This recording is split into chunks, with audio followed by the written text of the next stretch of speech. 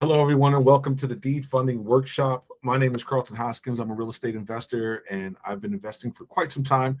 And there is a new product out, and I'm super excited to share it with you.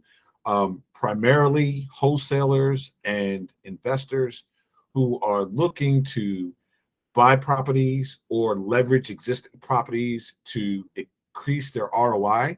This funding opportunity is absolutely for you. So without any further delays, I'm going to go ahead and get started.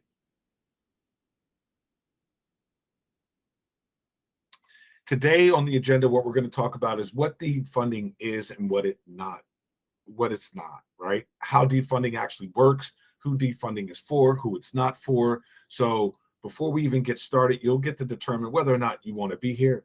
If you choose to be here, by all means, we're glad to have you. As we continue moving forward, I hope that you will drop your comments in the messaging box so that I can respond to them during the workshop and answer your questions as we go through the process. The idea is not for me just to talk through this process. I want to hear your questions in real time so that I can answer those questions.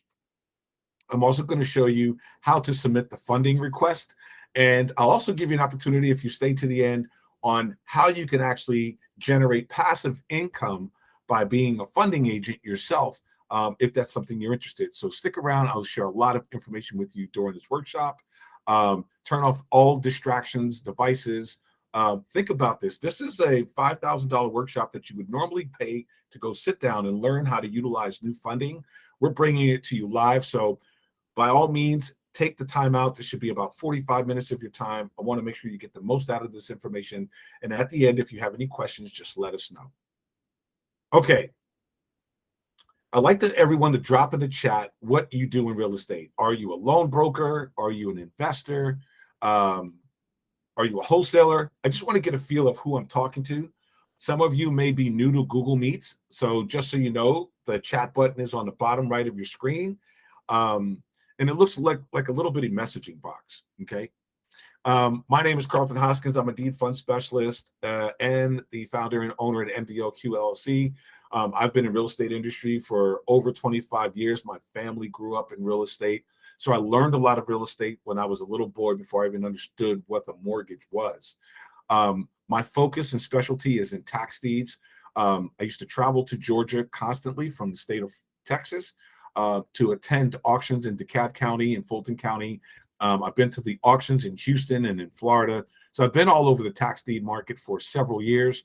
And when I say several years, I mean plus 20 plus years.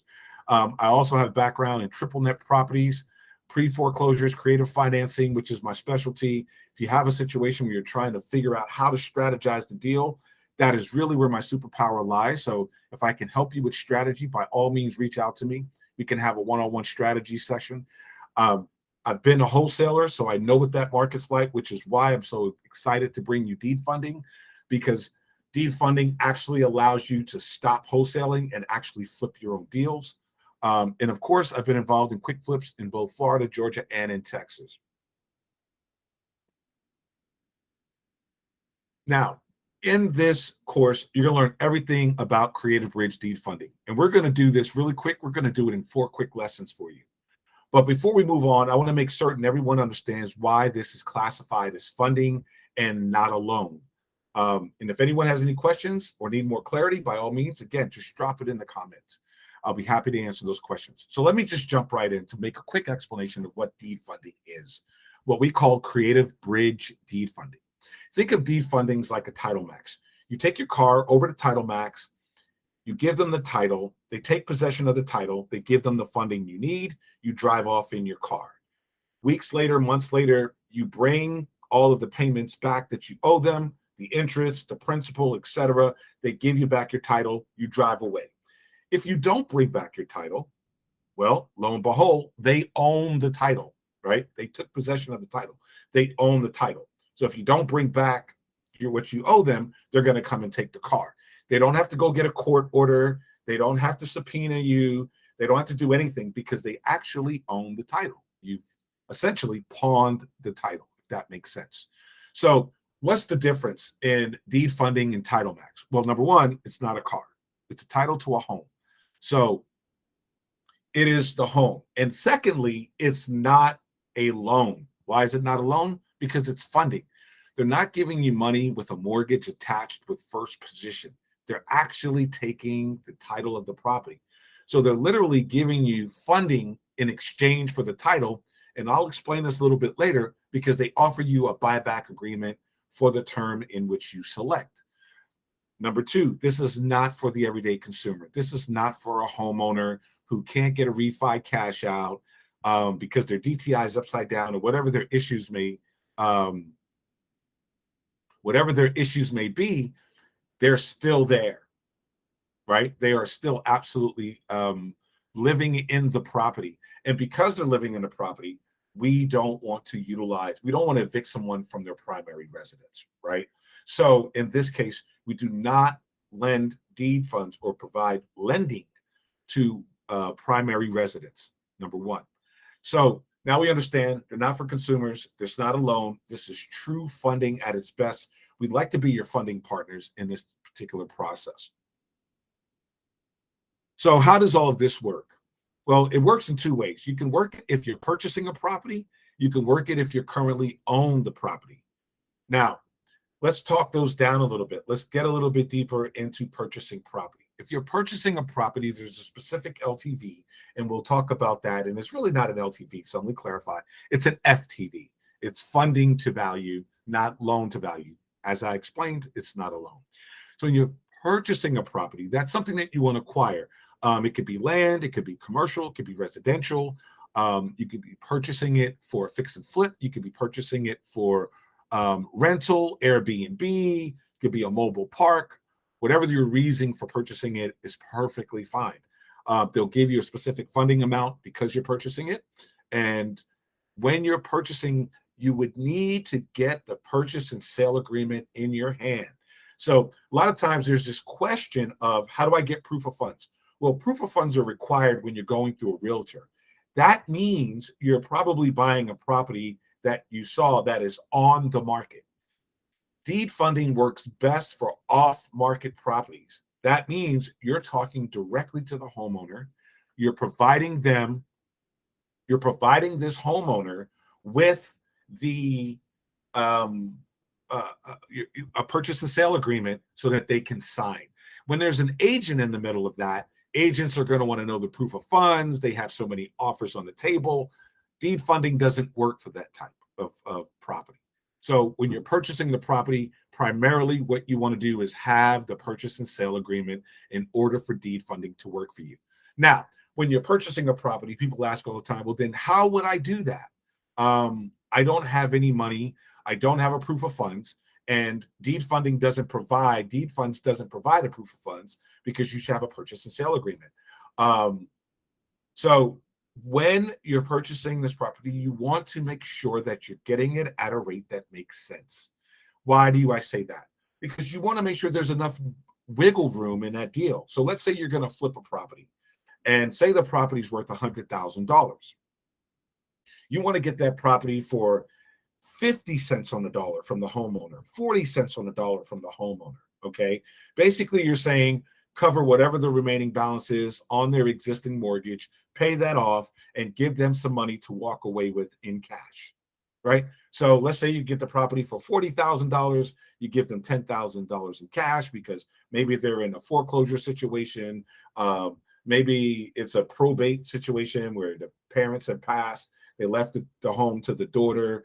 And now that she has a new tax bill, the property's in Florida. She lives in Connecticut. She has no use for this property. She's just trying to offload the burden.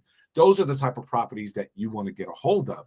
And by getting it for 40 cents on the dollar and then giving them another, $10,000, which is at 50 cents on the dollar, when you're going into the purchase, the deed funds is going to offer up to 60 cents on the dollar because they're giving all of that. That means it covered 100% of the purchase price, right? Including the payout to the homeowner, and leaves an additional $10,000 to fix it, whatever you need to do. Okay, so that's really the strategy that you want to use going into distressed properties when you're purchasing properties using deed funds.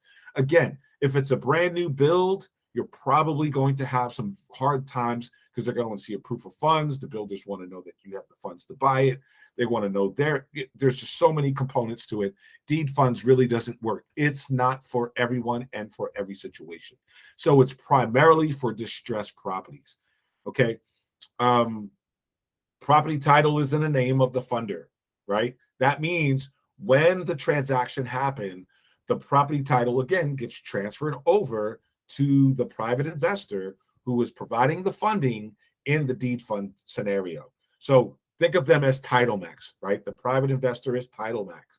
And so when you provide or purchase that property, that title is going to them, not in your name, and you're giving them a mortgage. The title goes to the investor, right? We're going to call that investor TSR for sake of conversation today.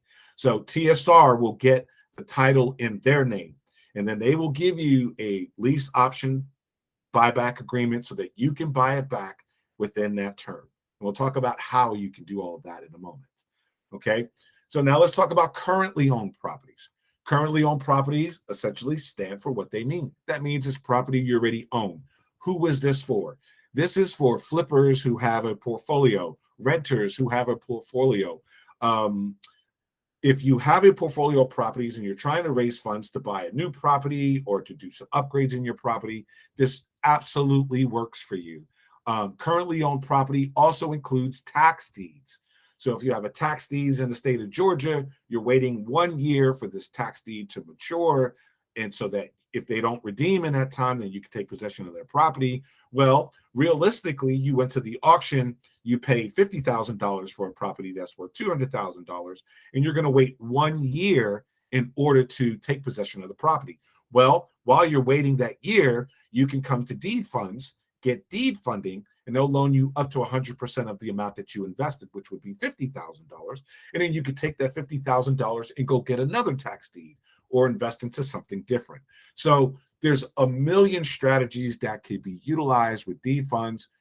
Just remember, if you're purchasing the property, you have a purchase and sale agreement in place, which is ideal for wholesalers because wholesalers are typically getting properties under a PSA, and then they take that PSA and they flip it to an investor. Well, now wholesalers, you do not have to flip it. You can hold that purchase and sale agreement, get the funding from deed funds, update the property yourself, and then resell that property and make 10 times more than you would just wholesaling the paper. And I know the argument, I've been a wholesaler. Well, I could wholesale 10 of those properties really quick. But we know that when we're trying to wholesale properties, it's never really quick because the investors are always going to try to shorten the amount of leverage that we have in that deal. They're going to try to reduce the amount of money we can make in that deal. We'll walk into that deal as a wholesaler saying, we want to generate $10,000 on the deal. But what happens is they'll talk us down to $3,000 or $5,000. Or we have all these deals and now we're just looking for cash buyers to get rid of the paper. Well, all of those who are posting on Facebook, hey, I have all these properties under contract and I'm looking for cash buyers. Well, maybe it makes most sense to get the funding and do the deal yourself. And if you have that many properties under contract, just think about if you can 10x what you thought you were going to generate if you just held on to that purchase and sale agreement, got the deed funds, flipped that property in 40 days, and then walked away with this retail sale of that property. The amount of revenue that you can generate doing that as a wholesaler is insurmountable. It's the next best thing for wholesalers. And I understand because I was a wholesaler. And when I was a wholesaler, the reason I wholesaled wasn't to get an education in wholesaling. I was wholesaling because I didn't have the financial capabilities of acquiring a $300,000 property for cash, right? So now with deed funds, you can absolutely do that. You don't need the cash. Deed funds wants to be your capital partner in that deal. And so, again, we'll talk more about that as we go through this workshop. And if you currently own property, this is the best way to leverage the property. I know there's hard money lenders out there that will do something very similar to what we're doing. The difference is they're going to do a credit check. They're going to ask for a lot of documents. They're going to know what tier of investor you are, meaning how many deals have you flipped. You have to show 3 or 4 or 5 positive deals in the last 2 years to be at a certain tier. And if you don't qualify, they won't fund it or they want personal guarantees. Deed funds wants none of that. We don't check your credit. We don't care about your credit. We don't care about the income. The only thing they're looking at is the collateral, like I was explaining in Title Max. Do you have an asset? What is the asset value? And they're going to base it off the as-is value of the property, not the repair value, not the retail market value after you fix it, but what is the value of the property today? Okay? So again, any questions, just let me know. Be happy to share that. Let's break down and look at how these terms work for each of these deals. Let's talk about currently owned first. So if you already have assets, that includes tax deeds. If you already have assets and you're wanting to leverage that asset to do more investing, which is a highly recommended procedure in all investing, leveraging is the number one rule. You can leverage your assets. Here is how it would work. Currently owned, they would do up to 70% of the as-is value of the property. So, example, property is worth $100,000. They would provide funding up to $70,000. You can take that $70,000, you can go on vacation in Hawaii. You can take that $70,000, you can buy more assets. You can take that $70,000, you can improve some of your assets. You can do whatever you like. Remember, you're giving them the title. They take possession of the title, and they're giving you the funding. So you go and you get up to 70% of that asset. So now, what happens if the as-is value of the property in a tax deed scenario is worth more than what we invested in a tax deed? So now speaking specifically to tax deeds. If I'm in Fulton County, Georgia, and I go up and a property's worth $200,000 and I invested $50,000 at the auction, deed funds will offer me up to $50,000, not more, because remember, the collateral on that is the deed, the tax deed itself, not the overarching deed to the property, but the tax deed itself. And that has a full value of $50,000 minus or not including what the redemption value would be. Because if it's 20%, right, in Georgia, and you have 50,000 investment, that means there's another $10,000 saying, well, it really has a value of $60,000. Well, they'll actually go to $50,000 to make sure that they're protected. But that $50,000 allows you to go do another deal at $50,000 if you so chose, right? There are monthly payments on this unless you choose to defer them, and we'll talk about deferring. Deferring only happens on monthly payments if the property is currently owned. And I can't state that enough. If the property is being purchased, you cannot defer the monthly payments. If the property is currently owned and you're leveraging your assets, you can absolutely defer the monthly payments. And what does that mean? That means if you did a funding deal with us and the property's worth $100,000 and we provided up to 70% of that amount, so $70,000, and you said, I will pay this back within 6 months, your rate for that funding would be 1% per month, right? So if you said 6 months, that would be 6%, correct? Minus associated origination fees and things like that. But other than that, you would be paying 6%. You're going to pay 1% per month. Question: what happens, Carl, if we flip this property in 60 days? Well, great. Remember, this is not a loan. So you can buy back within that period, in that term that you select, at any given time, including 24 hours after, right? You can say, I did it, I got it, I flipped it, I sold it. 24 hours later, I want to buy it back. You absolutely can. No penalties, no additional fees associated with it, okay? The faster you flip, the more that we are able to help you, because that means you're doing multiple deals, you're doing volume. The more volume, the more ROI you make, right? So now you're starting to see how this makes sense from a leveraging perspective. So if I'm doing a 6 months deal and I'm paying 1% per month on the example of 70,000, I'm paying $700 a month. But let's say, Carl, I don't want to make monthly payments. I don't want to make monthly payments. I want to just do this. I want to flip this. I'm going to take this funds. I'm going to buy another asset. I'm going to flip that asset. I don't want to take any other money out of pocket to do anything. Well, great. You can absolutely defer the monthly payments. Now, by deferring the monthly payments, you're basically saying the $700 that I'm supposed to pay month 1 through 6, I'm not going to pay until the end when I buy back the deal. So that $700 accumulates month over month. It doesn't stack 700 this month, 770 next month. It does not do that. It's just $700 a month for those 6 months, which totals out to $4,200. That means when you buy the property back for $70,000, you're going to buy it back for $74,200. Does that make sense? Perfect. So that's how you defer the payment, so you don't have to make any additional outlay of capital through the process of holding the funds.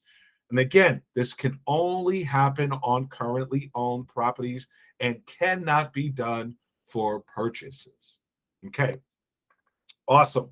Now, you do have an option to defer the closing. Now, no deferment at all with deed funds can exceed 12 months. So if you pick a term and say, I want to defer 12 months, but I want to get the funding for 18 months, I'll pay the closing 12 months later. It doesn't really work like that. The deferment and the term has to be the same. So if you pick 6 months, we're going to defer closing for 6 months. You pick 12 months, we're going to defer closing for 12 months. You cannot defer anything, whether the monthly payment and or the closing, more than 12 months. Okay. So deferment aligns up with the same terms. So I hope that makes sense. And you can see the rates here. And if you have any questions, just let us know. Okay, let's go on. So now let's look at the deferred monthly payments, right? And this is what I was explaining. And so I don't want to recap it. It does change some of your rates. I was giving you a very high level review of that, but your funding amount will drop on the currently owned property from 70% to 50%. So if you have the property for 100, it's actually going to be 50%. So you're going to get $50,000 if you're deferring. Key is if you're deferring. If you're not deferring the monthly payments, you get 70%. You're deferring monthly payments, you get 50%. Deferring closing doesn't change the funding amount to the as-is value. So if you defer, and you'll find that you can defer in purchases too. If you defer, it doesn't change the FTV, which is the fund to value. But if you're deferring the monthly payments, it does change the FTV to 50%. Okay, awesome. Let's keep it moving. Let's talk about purchases now. This is where the wholesalers get excited. I get phone calls every day from wholesalers. They're super ecstatic about the opportunity to take the deals that they have on paper.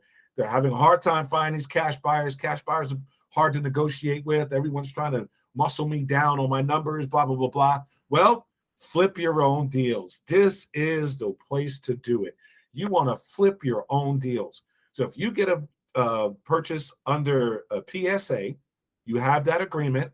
Understand you cannot defer the monthly payments. And there's strategies that we could talk about to help you figure out how to do that if you don't have the funds. We'll talk about that. Okay. This is for the real estate assets only, land, commercial, residential. This does not apply to tax deeds. You can't get funding to go buy tax deeds. Okay. So let's just clear the air right there. So let's keep going. You get 60% FTV if you're purchasing an asset. Assets worth $100,000. They'll fund up to 60% of the $100,000. That doesn't mean it's the purchase price. I'm going to say that again. That doesn't mean it's the purchase price. The property may be worth $100,000, but again, back to my example, you may be able to get that property for 50 cents on a dollar. 40% pays off the existing mortgage.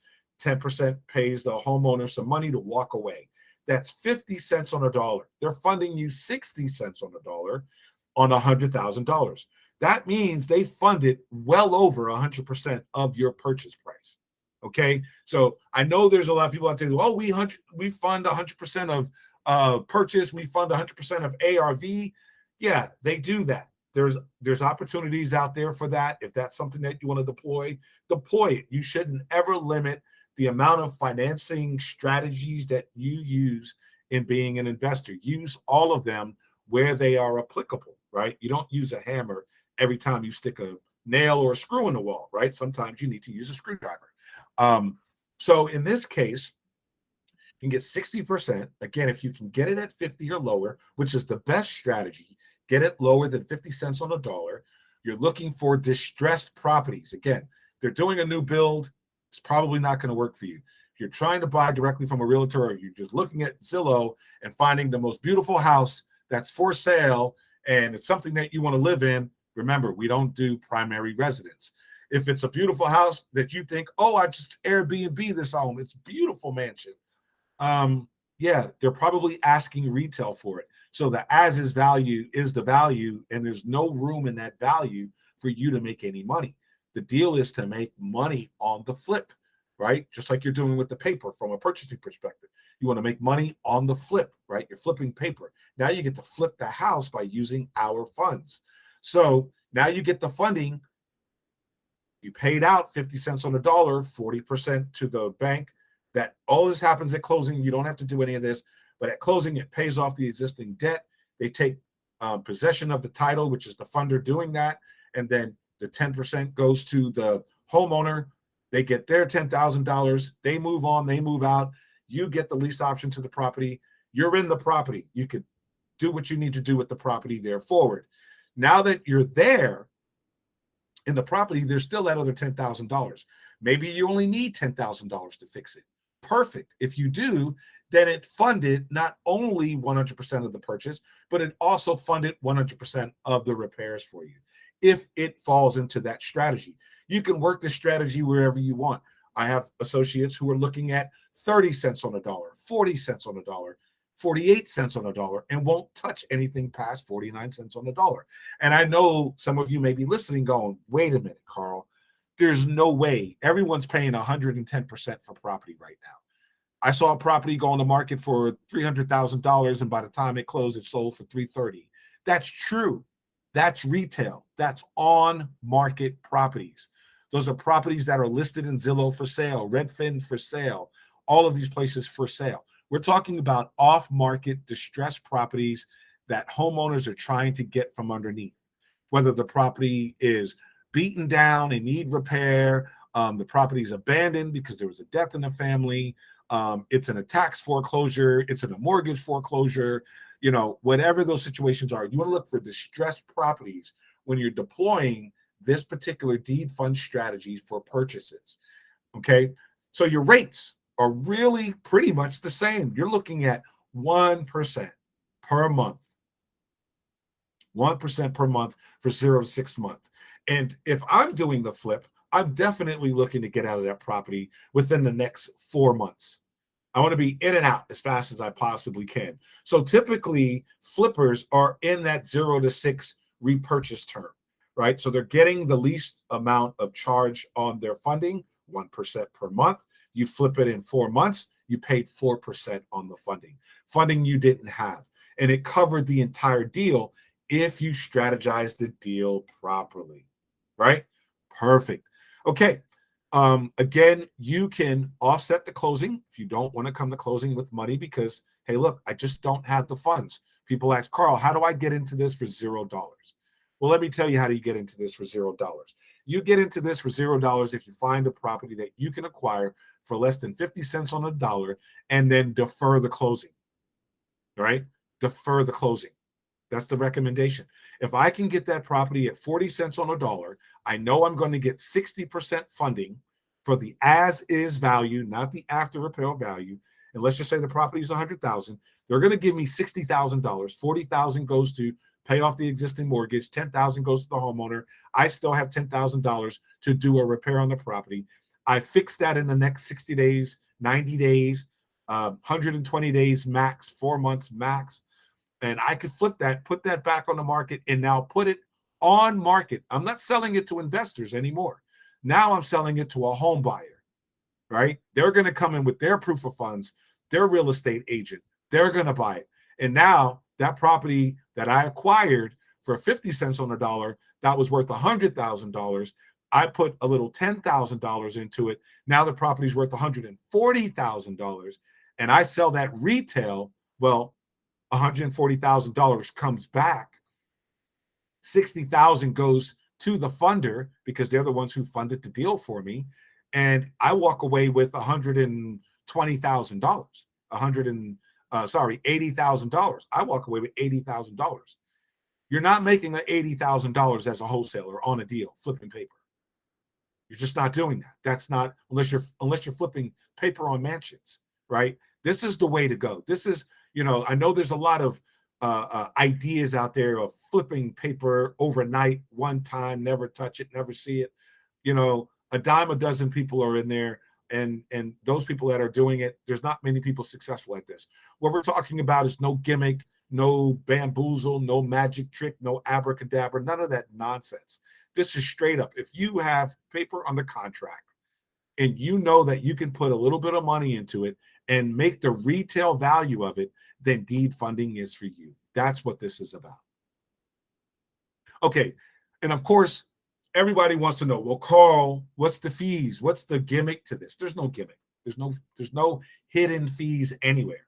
Number one, the only thing that you will have to pay once you've submitted your request for a term sheet, and I'll explain what that looks like and what that process is. Once you've submitted that form, the funders and their underwriting team is going to look at the term sheet that you're requesting. And they're going to say whether or not it makes sense. And if it doesn't, they're simply going to send it back and say, hey, you need to fix this. This isn't right. The as-is value that you stated isn't right. Whatever those numbers are that you're submitting for the deal aren't right. The property address isn't right. Really minimal process to get it done. You can fill out a form in less than a minute. Because we're not asking for your credit card number. We're not asking for your social security number. We're not asking for bank statements or documents or W-2s or your last 4 years of IRS filings. We don't care, right? The only thing they're caring about is the collateral. Provide the property address ID, provide the property address, and provide that as-is value. Don't blow the as-is value up, right? Because they're going to look. They're going to send out an appraiser. They're going to test to make sure that the property value that you stated makes sense. Now, we know there's wiggle room. No one knows what an appraiser is going to come back with, right?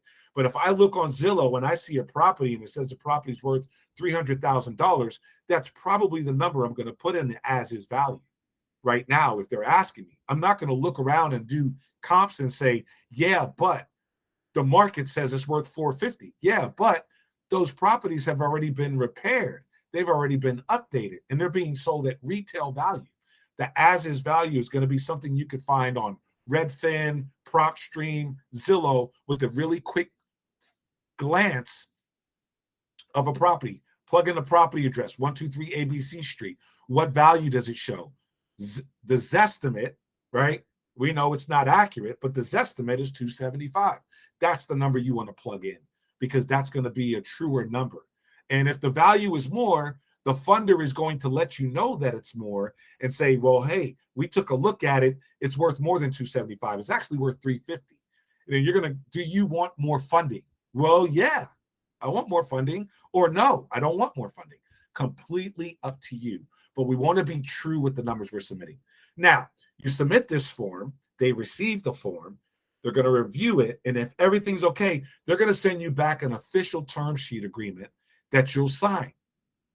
You're going to look at it. You're going to make the determination. It's going to state what the funding is, what the payment amounts are, whether you deferred it, if you deferred it, what the repurchase price will be at the end of the term, what it looks like, all the information you need to know. If you agree with it, you sign it. When you sign it, that's when you submit the $40 application fee. Then and only then do you submit the $40 application fee. Okay, so you're not submitting a $40 application fee every time you say, I have an idea or I have a property. You're doing it when you get the term sheet. Now, the moment you get that term sheet and you sign it, from that moment forward, it's about 3 weeks to close, right? And we say 3 weeks minimum. We rather under promise and over deliver than over promise and under deliver. So we want to make sure that you're getting, understand it's a 3-week window. If someone says, yeah, but I just need it in 2 weeks, there's no way to push that, right? We're always going to do 3 weeks. So if you're talking to somebody that's in a foreclosure and man, if we can get this deal done in the next 4 days, Carl, man, this is going to be an awesome deal. Like, yeah, but it's 4 days. We can't do that, right? We need 3 weeks to get there. So now you understand the information, you can create your strategy around that so that you're talking to the right people at the right time. Okay. There's some other things here that happens at closing. All of this happens at closing. Again, if you defer the closing, you don't have to worry about it until the end of it. But these are generally the fees that you'll find on any deal going into funding. There's going to be closing expenses, the recording costs, the transfer taxes, and all that other good stuff. All of this is being paid by you, the person who's requesting the funding. Again, you could defer it, you could not defer it. You can get deeper into the details on what these amounts are once you get your term sheet in, because every deal is absolutely different.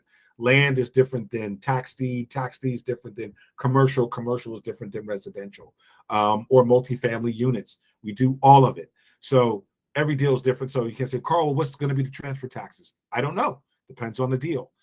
So the funder will be able to provide you that data once you've signed your term sheet. Okay. Now, I want to keep in mind, once you've signed the term sheet, the funder is going to do an appraisal and an assessment of the property. Okay.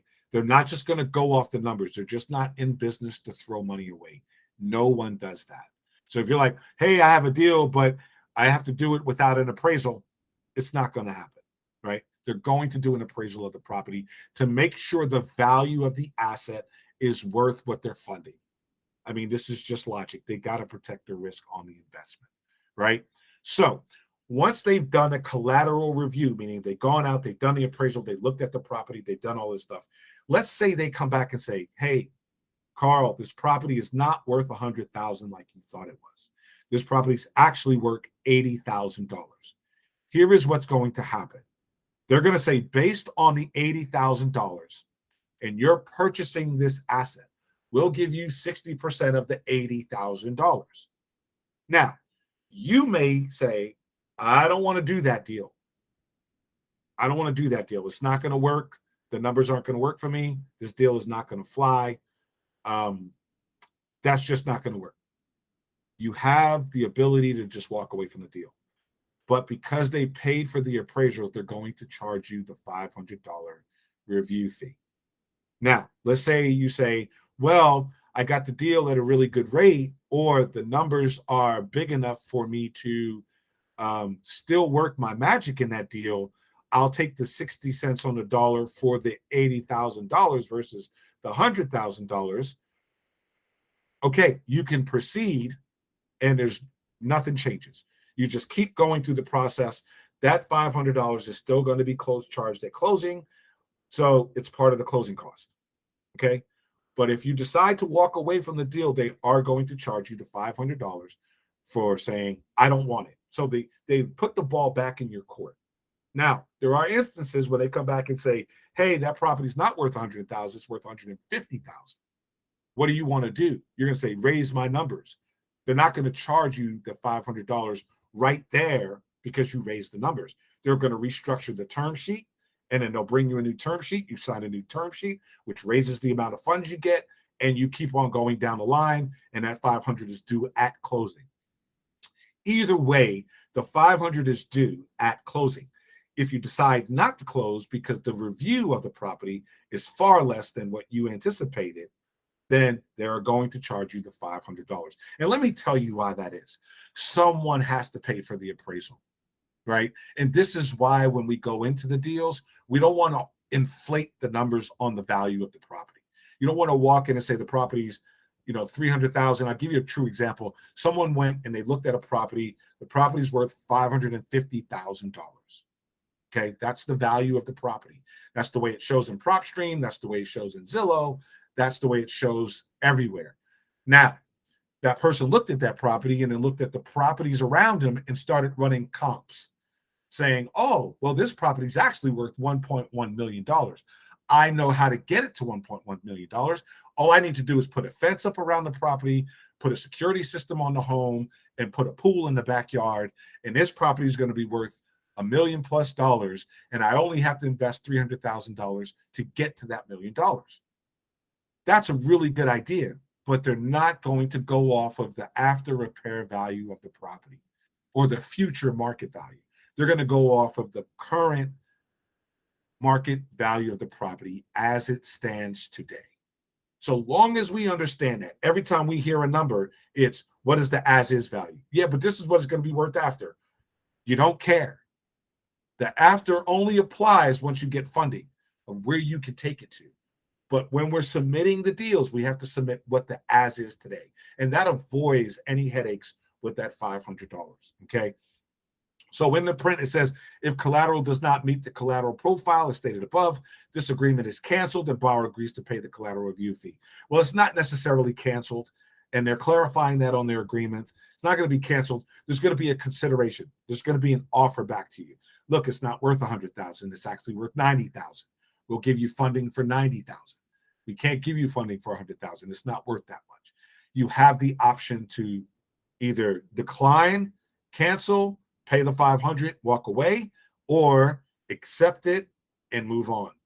Okay. There's always a 4% discount to funder, which is paid at closing. That's just static. That does not change. I've had people call me and try to negotiate that down. It's not going to change. They say, well, Carl, it raises my interest rate. Yes. Okay, it does. If you think about it, if you were doing a 6 month deal at 1% a month, that'd be 6%. If you add on the 4% discount, that's actually 10% for that time. And they could look at it that way. Yes, you surely can. However, you receive funding with no credit, no income requirements, no documents, no headaches at 10% for 6 months to flip a deal to make $80,000 on money you didn't have. I'm still going to do that deal. I don't know about you. So if you're serious about moving forward and you understand that, then again, deed funding is for you. So who is deed funds not for? And I kind of went through this, but I want to harp on this just a bit.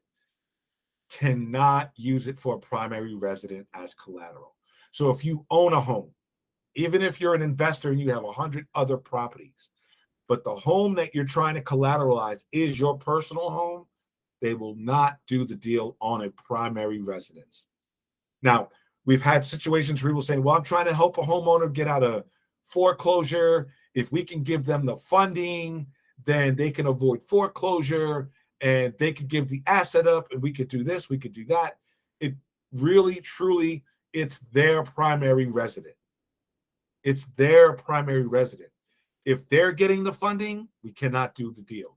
If you're getting the funding and you're going to take the risk and you're going to take that down that rabbit hole and help them with funding, just know there are a lot of laws around lending to primary residents, which is why we do not lend into primary residents, because there's a lot of stipulations about loaning to primary homeowners.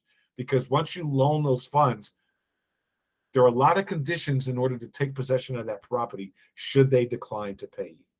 Okay, so here's the rule of thumb: stay away from primary residence. But if you choose to go down that rabbit hole, just understand we cannot fund the primary residence. So if you're requesting the funding and it's your property, we cannot fund it. We will not fund the homeowner. So I hope that's really clear. You're taking it and then funding someone else. That's your business. That's up to you to strategize that way. Just be very careful in that world. Okay. Who is it right for? As I explained, this is for the wholesalers. These are for investors. And of course, mortgage brokers, this becomes an alternative in your tool belt when someone is trying to get funding for an investment that for some reason you can't find them the funding for it. Deed funds could be the way that you could utilize this to help them out, right? And some mortgage brokers have decided, look, we'll just be agents for you alongside what we're currently doing, because I do residential over here and I do investments over here, and I have a need for it. So we have a lot of mortgage brokers that work with us for this type of funding, including realtors. They come up with different strategies because realtors are investors too. So they'll come and say, oh, wow, I could use that funding to get this deal. I could grab this deal really quick. I can get some other people. I have the contractors. We can fix it. I can flip it and sell it back wholesale. I mean, retail. Perfect. Absolutely. So it's for investors, whether you're doing Airbnbs, multi-unit complexes, hotels, mobile parks, whatever, storage units, whatever that is. Remember, land, commercial, residential, all of it applies, including multi-family properties. So all of it applies for investors, mortgage brokers, etc. Wholesalers, I really just think this is a super add-on to you. This is a brand new belt for you because right now you are flipping paper because you don't have the financial wherewithal. I don't know many investors who have $1 million putting into assets who are flipping paper. Now I'm saying they don't, it's not that they don't flip paper, they do. They'll get a deal and they're like, you know what, I just don't even want to deal with it. I don't even want to worry about it. So they'll take it and flip the paper out to another investor who might be interested in it because, you know, I only do 3 bedrooms, 2 bath, built after 1980 properties. I got this deal under contract that's 1968. It's got 2 bedrooms, 1 bathroom. That's really not my market. I don't want to deal with it. I'll flip it to another investor that I know, which is where wholesaling came from, right? Just wholesale the properties off. Someone else will pick it up. Wholesalers have built their niche in that world of this is what I'm going to do. I'm going to get properties under contract. You are the hardest working in the real estate industry because you're door knocking. You're talking to homeowners every single day, and you're getting papers on the contract every single day. You are the inventory to the real estate market. You are a superpower in real estate. The only thing that you're missing is the funding to do your own deals. If investors can go out and do what you do and get those deals, they would never buy flip paper because they would just get the paper themselves. This is why investors like going to wholesalers and bird doggers to go get deals because you guys are doing the work. So I'm telling you, if you're a wholesaler, this makes all the sense in the world. All you have to do is get the deal under contract and then bring it for funding. You get the funding, and instead of making $8,000 on the deal, you might make $20,000, $30,000, $40,000 on the deal, right? Now you get to build your own capital base so that you can be your investor with your own pocket. This is the idea for wholesalers. So again, I think this is an amazing program for wholesalers. So if you're a wholesaler, you're watching this, share this with other wholesalers. You're an investor, you're a mortgage broker, share it with the world. And again, you can all become agents if you wanted to. You want to affiliate with us. We want to work with you. We want to get this funding out so that we can help you acquire more properties and do more deals. Okay. Really quick, I'm going to fly through the application process just to say that I've gone through it and so that you have an awareness of how it works. It's a really simple 5-step process. You're going to complete an application. It's a simple 1-page form. It doesn't ask a lot of information. Typically, it's going to ask you, what's the property address, who's asking for the funding, you know, the contact information for that particular individual, what's the property address, what's the as-is value for the property, how much are you looking for, and what terms do you want? You get to pick your term, right? Once you've done that, you submit it, right? Remember, get the as-is value from something that we can go verify, right? Don't come back and say, well, Carl's going to build a pool and build another level to the home, so it's really worth this much money, because that doesn't count. That's not the numbers we're looking at, right? Don't tire kick. Don't just submit every piece of property that you get. Make sure it makes sense for you that if you get the funding, you have an exit strategy that's going to provide you with some revenue and not take you into a loss, right? So the funder reviews the application. They're going to send back a term sheet to you. You can decline it. You can say, I don't like it. It doesn't work for me. I don't want it. Don't sign it. Perfect. If you like it, you sign it, you submit the $40 application fee. If you're deferring closing, well, guess what? You've only paid $40 to get to the closing table and get asset on the property. Funder's going to begin the due diligence on the property, as we talked about, and then you're going to pick the title company that makes the most sense for you. Where are you? Where is the property? Typically, it is where is the property. Now, I'm in Texas, and I do deals in Florida and Georgia. I am not picking a title company in Florida because I am not in Florida. Now, if I need the homeowner present, because of some necessity, then I may say, okay, put it in Florida and I'll sign mine by virtual signature. Okay. I don't have to be present in the state to sign. Some people like to fly out. I've met a lot of people in first class flying on American Airlines. We sit there and we talk. I'm like, where are you going? Oh, I'm going to Dallas. For what? Oh, I got to go sign this deal. Like, why are you flying in? Oh, I just want to be present. I just want to see. You could spend that $1,000 to go out there and see if you want to, or you don't have to. Okay. Whatever title company you want to use, that's the one you pick. That's where the funder will close the deal. Perfect. Okay. Any questions for me?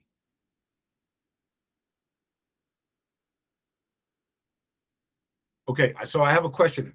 Who pays the taxes and insurance on the purchase? That's a great question. If you're purchasing, who's going to pay the taxes and insurance on the purchase? Well, because the title is going into the funder's name, the funder is going to pay the taxes and insurance to make sure that the property is paid the tax liabilities and that the property is insured.